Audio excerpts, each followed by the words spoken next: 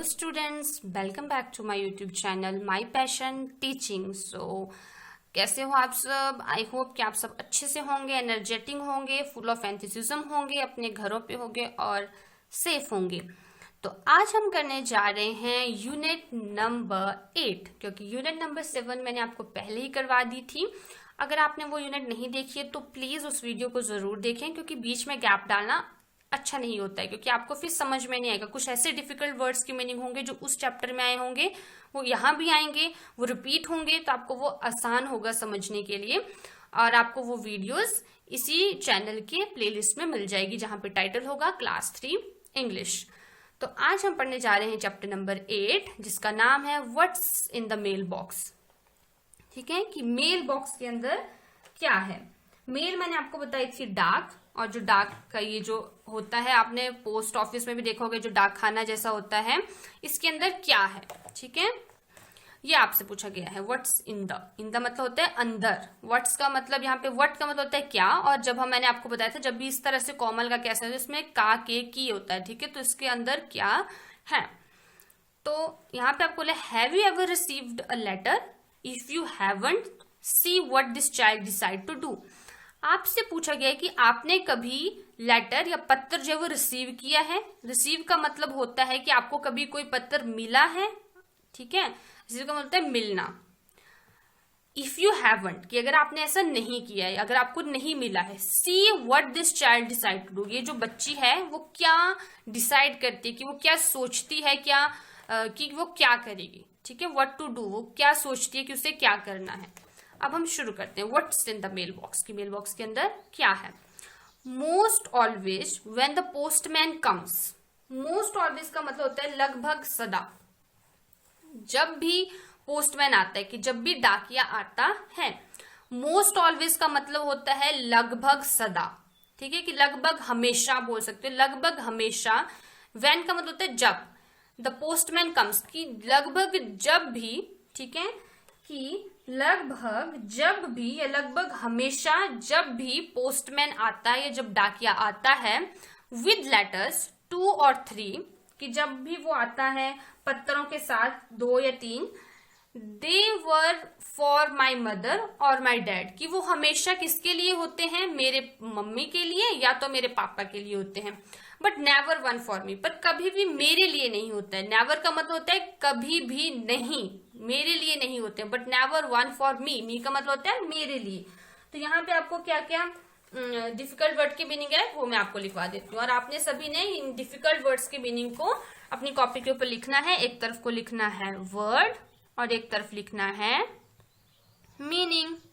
ठीक है, most always का मतलब होता है मोस्ट ऑलवेज, इसका मतलब होता है लगभग हमेशा या सदा। ठीक है, आप लगभग हमेशा भी बोल सकते हो, या फिर आप लिख सकते हो लगभग सदा, क्योंकि ऑलवेज का मतलब होता है हमेशा या सदा से ही ऐसा ही होता है। ठीक है, when the postman comes, when का मतलब मैंने आपको पहले भी बताया है, तभी मैंने आपको बोला पुरानी वीडियोस को देखते रहें ताकि आपको पुराने वर्ड्स की मीनिंग पता हो। व्हेन का मतलब होता है कब, या फिर यहाँ पे मतलब, यहाँ पे जो मतलब आया इसका वो आया है जब।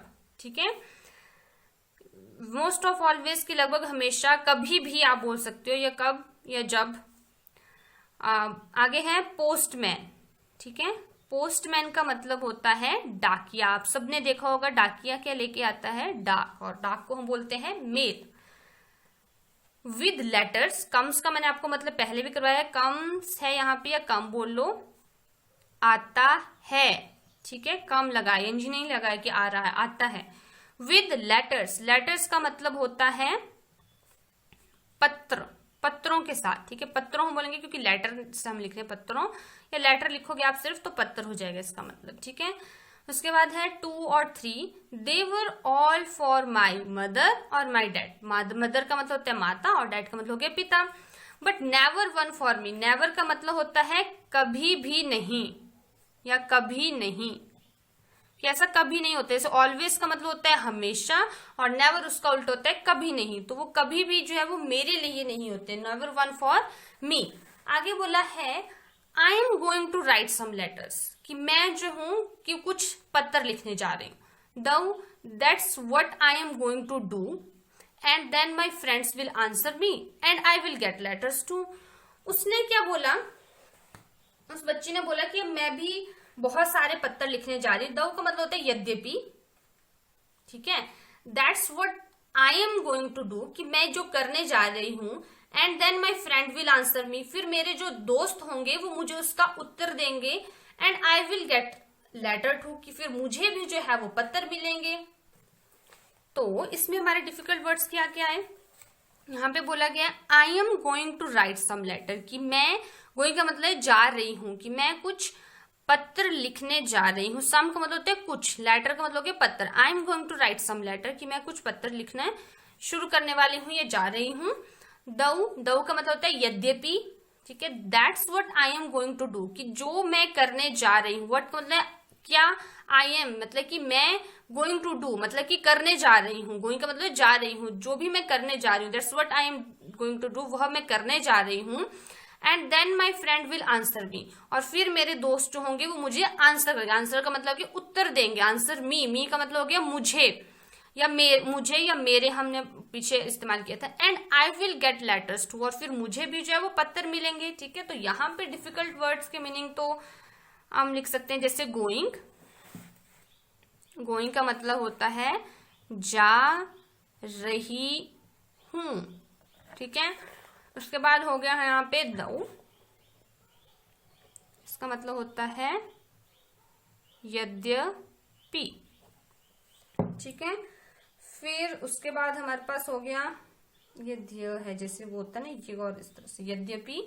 फिर नेक्स्ट है आंसर। आंसर का हम हिंदी में बोलते हैं, तो आपने बहुत बार लिखा भी होगा अपने, सॉरी ये एन लगाना भूल गई मैं, ANSWER। आंसर का मतलब होता है उत्तर देना, ठीक है। फिर वो मुझे क्या करेंगे, उत्तर देंगे, और फिर मुझे भी लेटर मिलेंगे। बस इतनी सी स्टोरी है। यहाँ पे जो न्यू वर्ड्स आए वो क्या है, लेटर्स, जिसका मैंने आपको पत्र बता दिया। लेटर का मतलब होता है पत्र।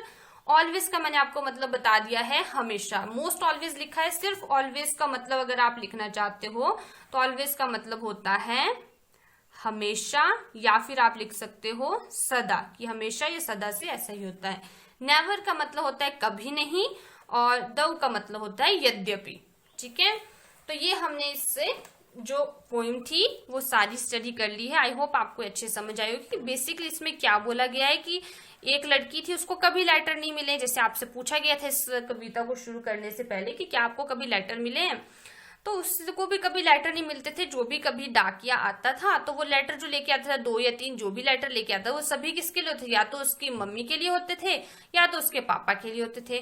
फिर उसने सोचा कि मैं जो है वो लेटर लिखूंगी, ठीक है। फिर जब वो लेटर लिखेगी, वो किसे लिखेगी, अपने दोस्तों को लिखेगी, और फिर उसके दोस्त उसका उत्तर उसको लिख के देंगे लेटर में, और फिर उसे भी लेटर मिलना शुरू हो जाएंगे। तो उसने ये सोचा कि इस तरह से मैं भी जो है वो लेटर को रिसीव कर सकती हूँ, ठीक है।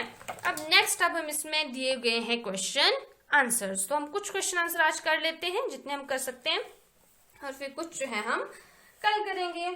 तो फर्स्ट क्वेश्चन है, who does the postman bring letters for, कि जो डाकिया होता था वो किसके लिए पत्र लेके आता था। who does the postman bring letter for, कि लेके आना। bring का मतलब होता है अपने साथ लाना या लेकर आना, क्या, लेटर मतलब पत्र, for मतलब किसके लिए, ठीक है। हु मतलब हो गया कौन, तो वो किसके लिए जो था, वो जो पोस्टमैन था या जो डाकिया था वो पत्र लेके आता। तो जब हमने स्टोरी पढ़ी तो उसमें देखा कि वो जो पत्र होते थे या तो उसके मम्मी के लिए होते थे या तो उसके पापा के लिए होते थे।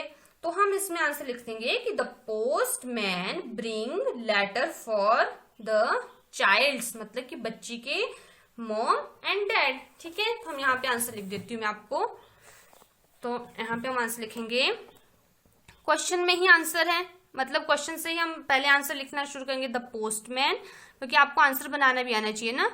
यहीं से हमने लिखा the postman brings letters for childs, छोटा बस चाइल्ड्स, इस तरह से का मैंने बताया। एपोस्ट्रोफ एस लगाने का मतलब है काके की, मतलब बच्चे के, फॉर द चाइल्ड्स मॉम या फिर मदर एंड फादर लिख सकते हो, मॉम एंड डैड, ठीक है, ये इसका उत्तर हो गया कि जो डाकिया था वो अपने साथ पत्थर लेके आता था, किसके लिए? बच्चे के माता और पिता के लिए। ठीक है, इस तरह से इसका आंसर होगा।